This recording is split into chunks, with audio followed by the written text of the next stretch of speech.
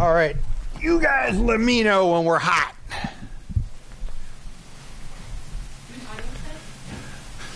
Give him a test, Flacco. We're good? Are we in? All right, let's do this. Hey, everybody online. We're going to take a few questions from people here in our hybrid press conference. We're back having press conferences with real people. And then we'll get to some questions from the Zoom. So first in the room from our Columbus friends. Questions, go ahead. Oh, sorry. Please grab the mic. Thanks. Is this good? Yep. Thanks, Flacco. Just the night of first with Sophia's first hat trick, Jalen and Ashley getting their first goals just all under your watch. What is your lasting memory of this game, and what are you the most proud of tonight? I mean, first, I'm very happy for Soph and obviously for Ashley and Jalen. Good performances. They did well, and I'm sure this is just the beginning, and it's just few of many goals that we're going to see in the future from this player.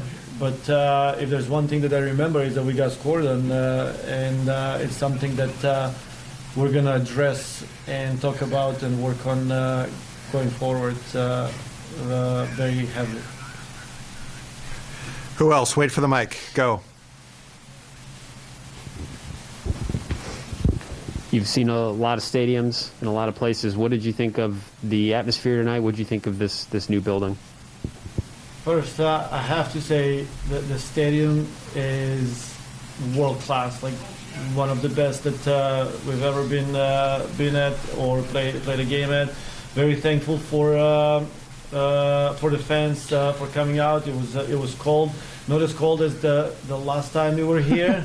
It was 21 degrees, but still cold. And for everyone to come out and support us, very thankful and just blessed to be part of an event like this in a stadium like this with great fans. And we did everything that we could to put a good show for them. Yeah. Oh, thank you. All right. Any other questions? Yeah. Go ahead. Flacco, thank you for your time and congratulations on the result. You mentioned being disappointed with the goal conceded. I wonder also if there were plenty of chances in the opening 25 minutes, but the goal didn't come for a little while. Was that frustrating as well? It wasn't frustrating for me, but I could tell it was getting frustrating for the players. And that's one thing that we addressed on halftime, that there will be a spell of 10, 15, 20 minutes that we may not get a goal.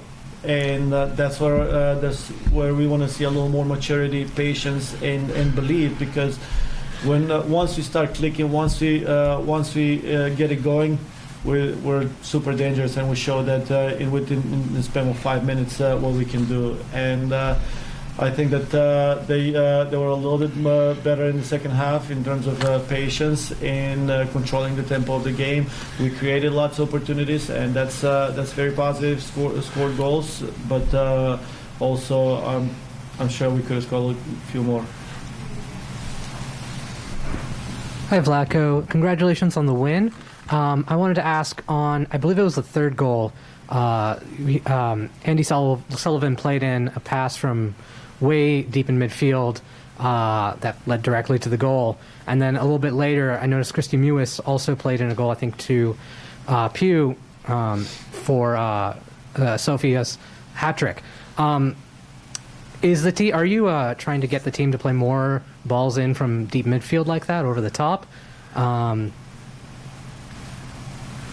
So thank you for the analysis. I mean, I didn't realize that some of the goals came like that. Majority of the goals actually that we scored came with 1v1 opportunities or tap-ins, which they know. For me, one of the best goals that we can see are tap-in goal. It means that we did something well as a team, as a unit, and the instructions were never to play those balls only if the opportunity is there. So as a team, we gotta recognize that any team that we play against, they're gonna give us something. Now it's our responsibility to figure out what is it that they're going to give us. And if we recognize or if we see that they're playing a high line and we can get behind, yes, we're going to get behind in any way possible. If not, then we're going to look for different ways to create opportunity. Thanks for the time, Coach. After the match, Sophia said that Mallory Pugh was her player of the match today. Just what does Mal mean to the team, and having a healthy Mal Pugh on United States mean to where this team can go? Yeah. First, I'm very happy with how Mel is trending and how she has been with this team. And slowly but surely, she's becoming this leader on the field. I mean, even though she's this young player, she has a World Cup and Olympic behind her, 70 caps. I mean, she's been in all kinds of situations. So with a group like Soph and Kat and Sanchez, Foxy, I mean, Mel is one of those experienced players, and she's taking that role very well, and she's doing good on the field. I mean, like one of the things that I really liked about Mel is her selflessness and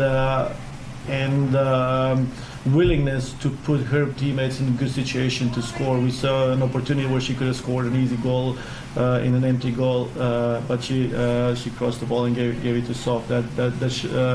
That just speaks a lot about Mel and about this team, the direction that we're moving. All right, we're going to take some from our Zoomer. Let's see here. Let's go to Meg Linehan first. Meg, can you hear us? Yes, Ken. And we can hear you. Sweet, look at that. Technology. Wanted to ask you about Alana Cook and her ability to connect both with the midfield but also the forward line. Obviously, that header in on the Andy Sullivan goal. What did you see from Cook tonight? So one of the things that, or one of the targets or goals that we had for this group coming into this game was that we have to score a set play goal, and Alana was in the group of players that was tasked with that, and she did anything possible to make that happen. And actually, she assisted on 2 goals, I believe, on Jalen Howell's and Andy Sullivan's on set play. So very happy with her that she fulfilled her task, but also very pleased with her performance in the back line. Slowly but surely, she's becoming a lot more comfortable in the back, and from the defensive standpoint, but also in possession, she's very comfortable on the ball as well, and very valuable for us. Thanks, Watko. Congrats on the win. Thank you. Thanks. Let's go to Andrew Jones. Go ahead, Andrew.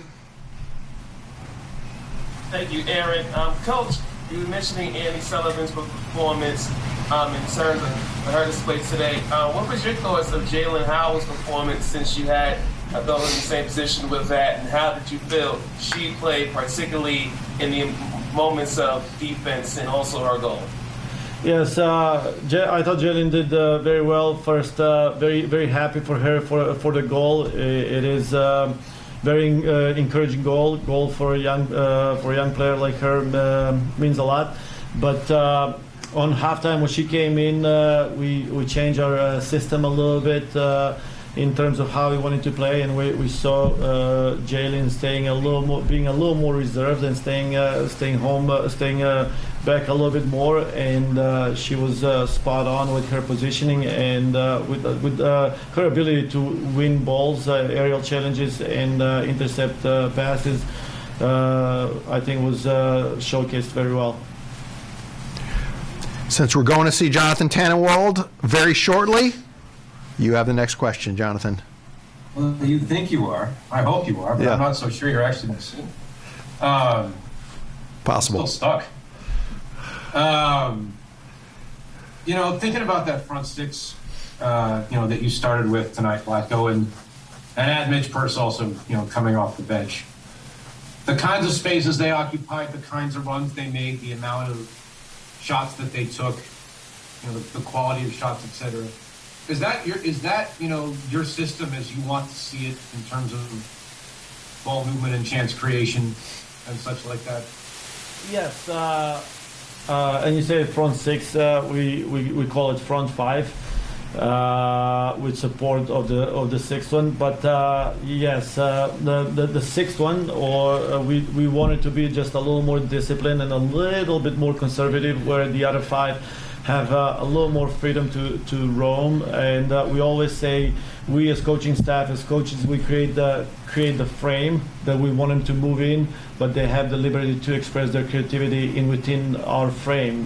We don't want them to move out of the frame, because then that disrupts the rhythm of the rest of the players or the team. And I think that we're here to guide them, support them, and give them options. It's their knowledge, understanding of the game that they have to implement, in the creativity and ultimately is what makes them special and makes this team special. And does it make you feel a little better to know that it can work? I mean, understanding as we all do the opposition tonight, the fact that it works with Hatch and it works with Macario, and they're two different kinds of center forwards. How much did you enjoy that? Yeah, absolutely. I enjoyed it.